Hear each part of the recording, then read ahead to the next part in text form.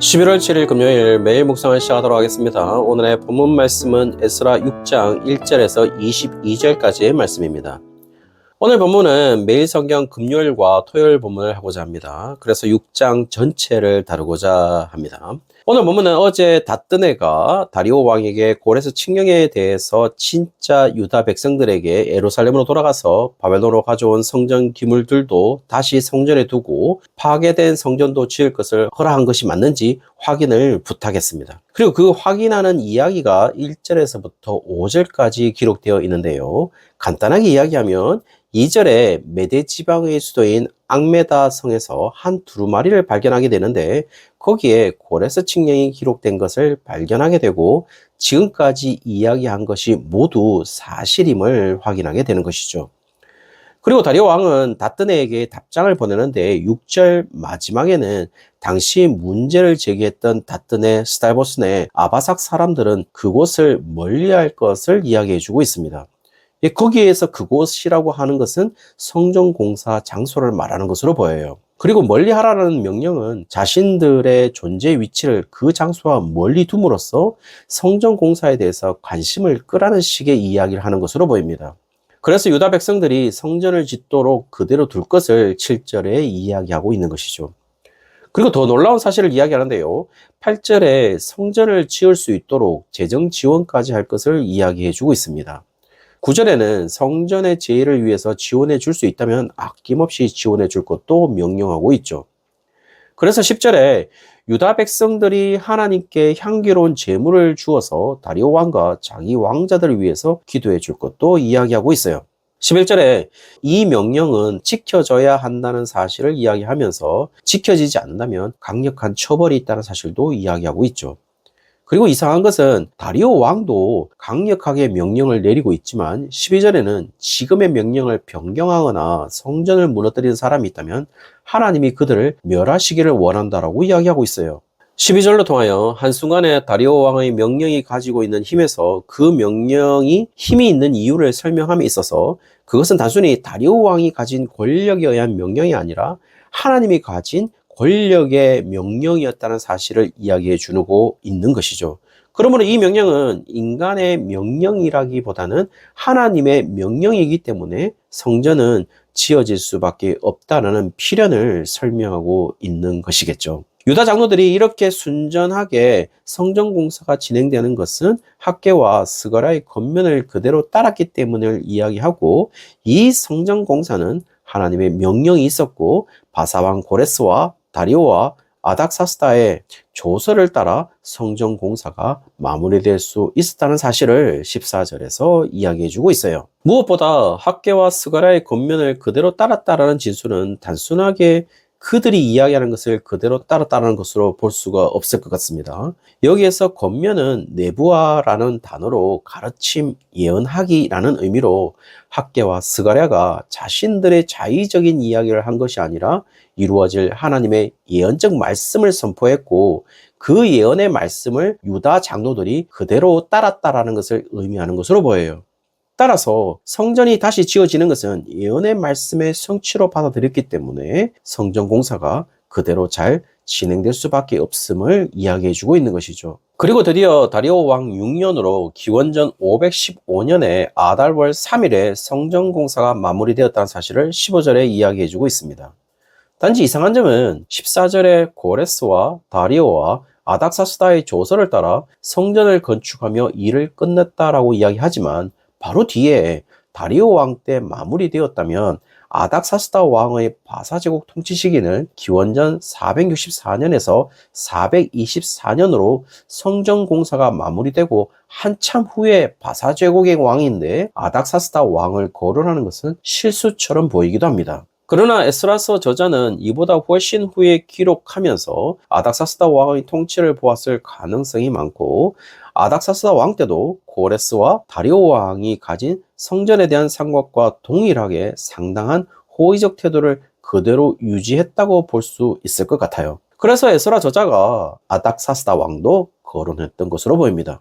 16절부터 성전 봉헌식이 기록되고 있는데요. 17절에 숫소 100마리와 순양 200마리와 어린 양 400마리를 드렸다고 이야기해 주고 있어요. 그리고 이스라엘 지파의 수를 따라 순염소 12마리로 이스라엘 전체를 위한 속죄제를 드렸다라고 이야기하면서 18절에는 모세의 책에 기록된 대로 봉헌식을 드렸다라고 이야기하고 있습니다. 우리는 여기에서 에스라 전에 역대하를 다룰 때에 솔로몬 성전 봉헌식이 기록된 장면이 있었어요. 역대하 7장 5절에 보시면은 솔로몬 왕이 드린 제물이 소가 22,000마리요 양이 12만 마리라. 이와 같이 왕과 모든 백성이 하나님의 전에 낙성식을 행하니라 라고 기록되어 있어요. 방금 언급된 제물의 수를 비교하면 일단 단위가 다릅니다. 오늘 본문의 성전 봉헌식의 제물의 수는 100단위가 되어 있지만 솔로몬 성전 봉헌식은 10만 단위로서 봉헌식의 제물의 수를 이야기하고 있죠. 이것으로 유추해 볼 수 있는 것은 재건된 성전은 솔로몬 성전에 비하면 어쩌면 보잘것없는 수준이었을 가능성도 있어 보입니다. 그런데 이상한 점은 이런 외형적 모습이 전혀 그들의 기쁨의 봉헌식에 방해가 되지 않고 있다는 사실이죠. 심지어는 바사 제국의 재정 지원도 들어간 상태라서 마치 우상 숭배자들의 돈이 들어간 것처럼 자랑스럽지 않을 수도 있을 것 같은데 전혀 그런 뉘앙스를 비추고 있지 않다라는 것입니다. 오히려 16절에 즐거이 하나님의 성전 봉헌식을 행하니라고 기록하고 있어요. 분명 즐거이라는 헤트바라는 단어로 기쁨이라는 단어로 표현되어 있어서 지금의 봉헌식이 조금 꺼림직하거나 개운하지 않은 봉헌식이 아니라 모세의 책에 기록된 대로 하나님의 말씀대로 이루어지는 봉헌식이었다라는 사실을 이야기해 주고 있죠. 그리고 특이할 만한 사실은 여기에서 분명 유다와 베냐민 중심이었을 것인데 이스라엘의 12지파대로 순염소 12마리를 이스라엘 전체를 위하여 속죄제를 드리는 장면은 지금의 유다와 베냐민을 중심으로 하는 남유다가 아니라 북이스라엘 포함한 전체 이스라엘을 지칭하므로 포로 후의 이스라엘은 남유다만을 지칭하는 것이 아니라 북이스라엘과 남유다가 통합된 새로운 이스라엘 공동체로 하나님께서 이끌어 나갈 것임을 이야기해 주고 있죠. 그리고 19절에서부터 22절까지 유월절을 지키는 장면으로 오늘 6장을 마무리하는데요. 왜 성전 공사를 마무리하면서 유월절을 지키는 장면으로 연결시키고 있을까요? 그것은 아주 간단한 이야기처럼 보입니다.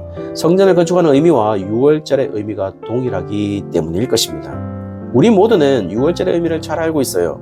출애굽 당시 10가지 재앙 중에 10번째 재앙으로 장자들이 죽는 것이었는데요. 문설주의 양의 피를 바름으로 그 재앙이 지나갔기 때문에 재앙을 면한 구원을 의미하는 것이 유월절인 것이죠.